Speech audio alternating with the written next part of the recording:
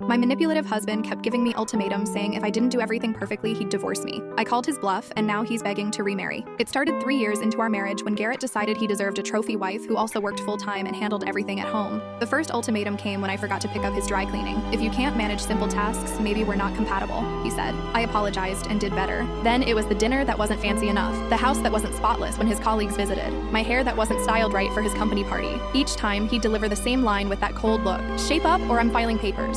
I'd scramble to fix whatever I'd done wrong, terrified of losing him. My mother had raised me to believe divorce meant failure. For 2 years, I walked on eggshells, trying to be perfect. Meanwhile, Garrett's standards became impossible. He wanted gourmet meals but complained about grocery costs, wanted the house immaculate but refused to hire help, wanted me working but available whenever he needed something. I started keeping a notebook of his complaint. By the end, I had 83 pages, everything from how I loaded the dishwasher to how I said good morning. My friends stopped calling because I'd cancel plans if Garrett needed something. My sister warned me I was losing myself. The breaking point came last Tuesday. I'd worked a double shift at the hospital where I'm a nurse, dealing with 2 code blues. Came home at midnight and collapsed into bed still wearing scrubs. Garrett woke me at 6 a.m., furious that I hadn't laid out his clothes or made breakfast. "This is your last warning," he said. "Get your act together or I want a divorce." Something in me just snapped. I was exhausted, running on 4 hours of sleep over 2 days, and suddenly realized I didn't care anymore. "Fine," I said. "File the papers." His face went white. "What?" "You heard me. I'm done trying to be perfect for someone who'll never be satisfied. Go ahead and divorce me." He stammered, backtracked, said he didn't mean it, but I'd already made up my mind. I moved into my sister's place that weekend. Garrett called 47 times the first day,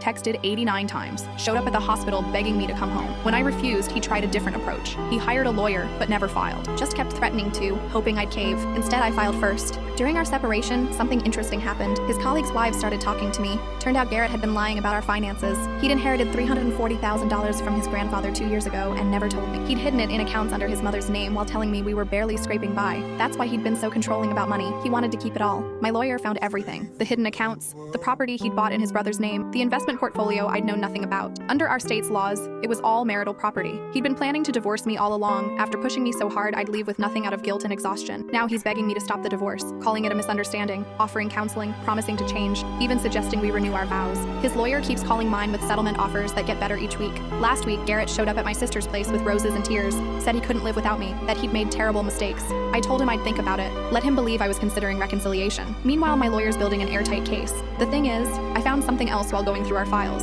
Bank statements showing payments to someone named Whitney. Regular transfers, always on the 15th, going back 18 months. When I asked Garrett about Whitney, he said she was his cousin who needed help with rent. His mother told me years ago he doesn't have any cousin. I hired a private investigator 3 days ago. His report arrived this morning. I've been sitting here staring at the envelope for 2 hours, afraid to open it. I couldn't fit what happens next in this short video. Watch the rest down below.